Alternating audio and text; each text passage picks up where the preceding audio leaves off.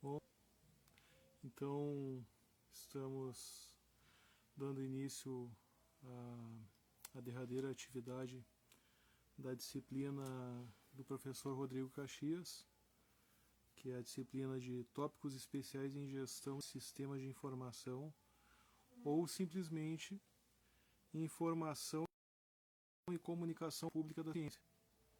Essa disciplina, uma das questões abordadas por ela seria a de transmitir conhecimento científico pela comunicação pública. Seria apenas um dos viés abordados dentro da disciplina, né?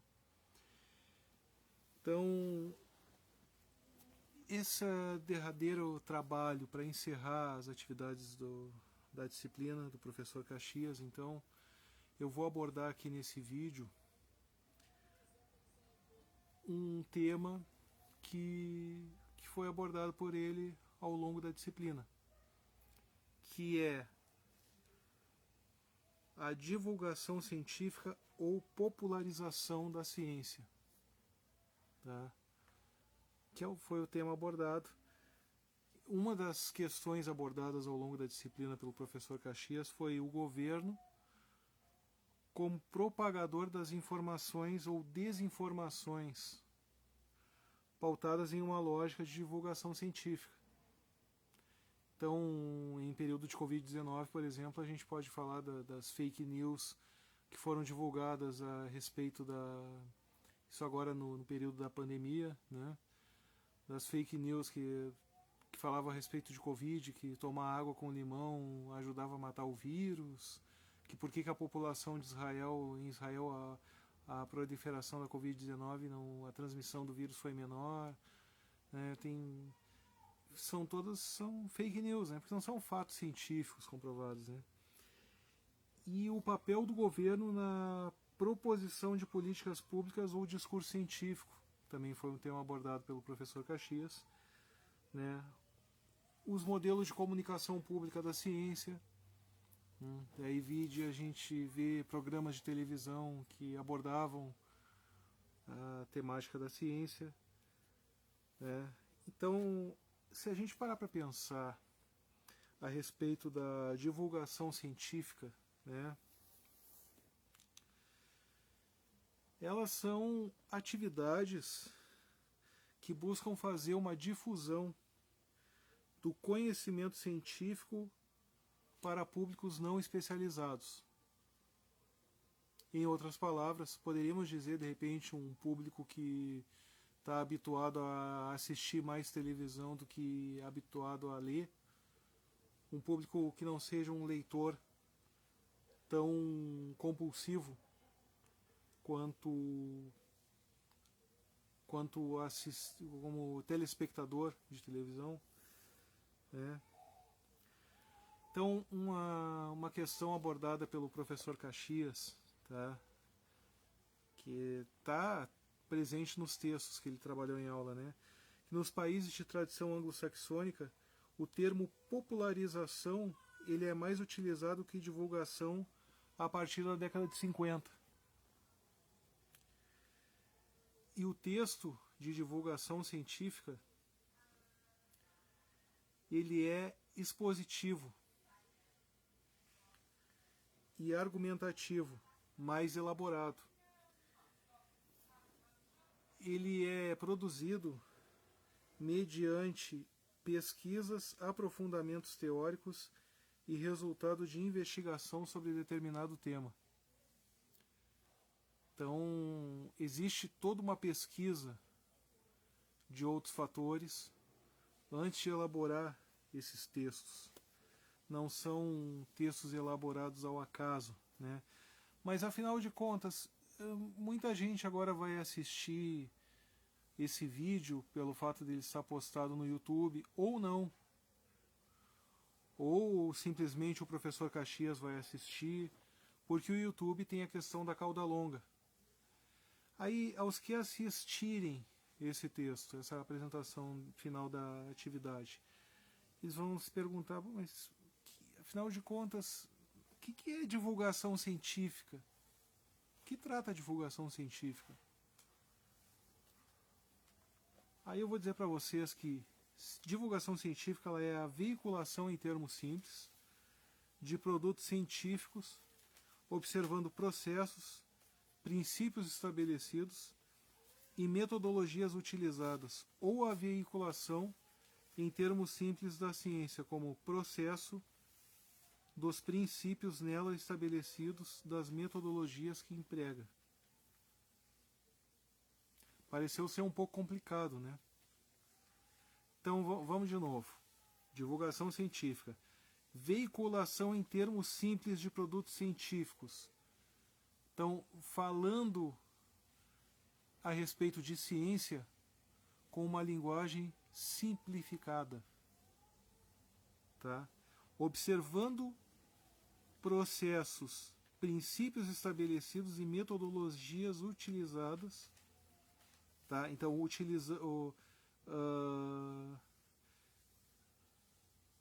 observando o desenvolver, o desenrolar daquela determinada questão com princípios estabelecidos. Isso é, metodologias já observadas em outras observações e experiências, tá? Utilizadas, ou a veiculação em termos simples da ciência como processo dos princípios nela estabelecidos, das metodologias que emprega. Bom, a divulgação científica deveria produzir como resultado a familiaridade dos indivíduos com as coisas da ciência. Então, tornar a ciência algo compreensível a todas as pessoas que assistem essa preleção, essa divulgação, tornar uma coisa simples, não tão complicada. Tá? Muitas vezes não são todas as pessoas que conseguem ter uma compreensão do que é realmente fazer ciência, lendo textos e artigos, porque são textos muito complicados. Tá? Então, familiaridade do indivíduo com as coisas da ciência, na divulgação científica. Familiaridade. O que nós temos familiaridade com o quê? Então, a divulgação científica, ela torna possível que tenhamos uma familiaridade com a ciência, tá? Gerando como consciência uma confiança proveitosa nos métodos científicos.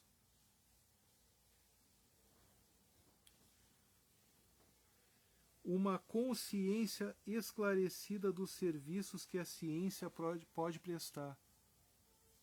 Então, compreender, esclarecida, ter um esclarecimento do que a ciência pode proporcionar para a gente.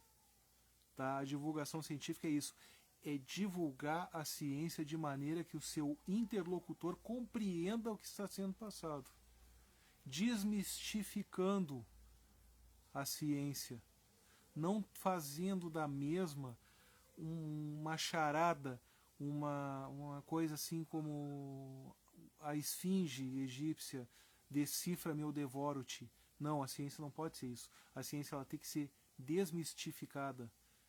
Tá? Hoje em dia fala-se muito a respeito de crença na ciência, precisamos acreditar na ciência. A bem da verdade, quando fui aluno do professor Ático Chassot, ele ensinou em aula que a ciência ela não tem crença, ela tem fatos que são constatados a partir de experimentos. Por isso ela é considerada uma coisa exata.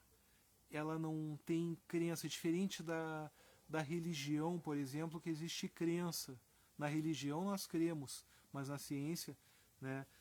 Talvez o mais correto fosse falar, devemos confiar na ciência, mas não acreditar. Confiar que os cientistas envolvidos no desenvolvimento da cura da Covid, no desenvolvimento de vacinas, eles estão levando a sério o trabalho para realizar o melhor trabalho possível. Confiar, mas não acreditar na ciência, mas confiar. Né? E talvez essa fosse a forma correta, né, de falar a respeito do trabalho que os cientistas desenvolveram nos últimos meses em prol da população mundial no combate da Covid. Mais um pouco a respeito de divulgação científica. Segundo Bueno, que é um dos autores trabalhados pelo professor Caxias, tá? Pode ser a utilização de um conjunto de recursos técnicos, processos e produtos para a veiculação de informações científicas, tecnológicas ou associadas às inovações ao público especializado e ao público leigo. Tá? Mais uma vez, divulgação científica, tá? Segundo Bueno. Vale lembrar, essa é a visão de Bueno. Cada autor tem a sua visão específica. Eu estou falando aqui uma citação de Bueno, tá? Que foi o autor utilizado pelo professor Caxias em suas aulas. Tá? Pode ser a utilização de um conjunto de recursos, para divulgação científica, né? Técnicas para divulgação científica, processos para divulgação científica, produtos para a divulgação científica, para a veiculação, divulgação científica de informações científicas, tecnológicas ou associadas a inovações ao público especializado e ao público leigo. Tá? Então, o público especializado e o público leigo. Aí a gente engloba tanto aquela pessoa que entende muito de ciências e aquela pessoa que não conhece muita coisa a respeito de ciências, mas porventura pode estar interessado a querer conhecer, e aí a divulgação científica ela vai divulgar para esse público leigo, pessoa que não entende nada ou entende muito pouco, para compreender os processos da ciência, desmistificar a ciência. Aí agora, uma pergunta que muita gente também que estiver assistindo esse vídeo e outras pessoas que de repente não estão assistindo esse vídeo, mas podem se fazer. Para que a divulgação científica? No que isso vai mudar a minha vida? No que isso vai mudar a vida do meu semelhante? Vale lembrar que vivemos em um grupo, em uma sociedade, um conjunto, onde um é afetado, outros serão afetados também. Isso se aplica tanto no ramo da biologia, quanto da física, quanto da história. Se aplica nas ciências humanas e nas ciências exatas. Tá? Em todas as ciências. Então, para que divulgação científica? Tá? No que isso vai mudar a minha vida? Bom, vamos por partes. A divulgação científica, ela permite que os trabalhos dos pesquisadores estejam em diversos materiais. A saber, materiais. O que seriam esses materiais? Livros, artigos e até mesmo vídeos na internet. Vídeos em diversas plataformas, documentários, trabalhos realizados por pesquisadores, textos publicados na web, etc. A internet, vale lembrar, ela é uma grande fonte de divulgação científica. Divulga muitas coisas. Muitas coisas, às vezes, até que a gente sabe bem que não presta. Mas também serve como uma excelente ferramenta de divulgação científica a público leigo e a público especializado, público que compreende a ciência. O volume de informações produzidos pela sociedade exige que o conhecimento seja compartilhado de diversas formas possíveis. Então, não adianta de absolutamente nada cientistas, estudiosos, professores, alunos, acadêmicos de centros universitários, de universidades produzir esses materiais se eles não tiverem onde divulgar o resultado de suas pesquisas. Onde vai aparecer o resultado dessas pesquisas desses alunos? Tá?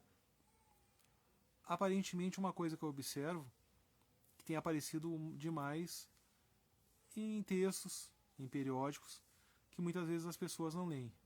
Tá? Mas esse resultado, ele precisa aparecer na nossa vida cotidiana, na roupa que a gente veste, no transporte que a gente utiliza para ir para o trabalho, para ir para a universidade, para ir para a nossa vida, nos produtos que a gente consome. Tudo isso tem ciência. E o resultado dessas pesquisas, da divulgação científica dessas pesquisas, ele não pode ser somente divulgado, ele precisa aparecer na nossa vida utilitária. E é isso que as pessoas precisam compreender melhor, que se faz necessário a divulgação científica para melhorar a nossa vida, para melhorar o nosso bem viver, para melhorar. Não é um trabalho de pesquisa simplesmente, é um trabalho de pesquisa para fazer a diferença na nossa vida. E a divulgação científica, ela precisa não apenas servir como instrumento, não apenas para divulgar a ciência, ela precisa servir como um instrumento para fazer com que as pessoas que assistem e leem esses materiais de pesquisa compreendam o que significa aquilo e possam extrair algo de útil para as suas vidas, para o seu trabalho. Eu acho que com isso dá para a gente compreender um pouco mais o porquê da divulgação científica. Ela não pode ficar restrita, porque daí não faria sentido muitos estudiosos, muitos cientistas realizarem pesquisas nas mais diversas áreas e guardarem esse conhecimento somente para si. Esse conhecimento precisa servir o povo, ele precisa servir pessoas, ele precisa fazer a diferença na vida de pessoas. Aqui, ó. O propósito da divulgação científica é compartilhar ferramentas para que a população se aproprie dos seus espaços, é o que eu estava falando, ó, tá? E tenha uma participação mais efetiva nas tomadas de decisão. Então, se apropriar dos saberes científicos. Não enxergar a ciência como a esfinge egípcia do decifra-me ou devoro-te, mas compreender que ciência não é um bicho de 7 cabeças. A divulgação científica, ela precisa ser mais trabalhada, lapidada, e precisa existir uma conscientização das pessoas em tomar conhecimento dessas pesquisas para compreender que a nossa vida só evolui a partir da ciência. O homem das cavernas, quando inventou a roda e quando descobriu o fogo, ali ele estava fazendo ciência, por mais incrível que possa parecer. Isso não foi divulgado na época porque não existiam veículos para divulgar essa descoberta. Até porque o modo de vida do homem daquele período, do Paleolítico, ele não fazia sentido para ele desenvolver uma linguagem de comunicação como nós desenvolvemos hoje. Então vamos repensar a ciência, vamos utilizar os meios de divulgação científica quando realizarmos uma pesquisa como um bem geral para a população brasileira, para as pessoas, para vivermos num lugar melhor, num mundo mais justo. Porque senão não adianta de absolutamente nada ciência, descobertas e novas tecnologias.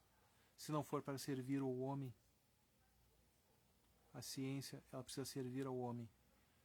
Nós não devemos servir a ciência precisa servir a nós. Tá certo? E a divulgação científica está aí para trazer novidades para pessoas que entendem, apreciam e para aqueles que são leigos na área. Tá certo? Me despeço aqui então do professor Rodrigo Caxias. Humildemente agradecer a oportunidade que tive de ser seu aluno durante esse período do semestre 2021/1, aos colegas que estiverem assistindo esse vídeo e as pessoas que estiverem assistindo a esse vídeo no YouTube, eu gostaria de deixar as minhas mais sinceras palavras de agradecimento por chegar até aqui assistindo ao vídeo e apreciar esse meu trabalho. Muito obrigado, grande abraço a todos, fiquem com Deus. Até uma próxima oportunidade. Tudo de bom.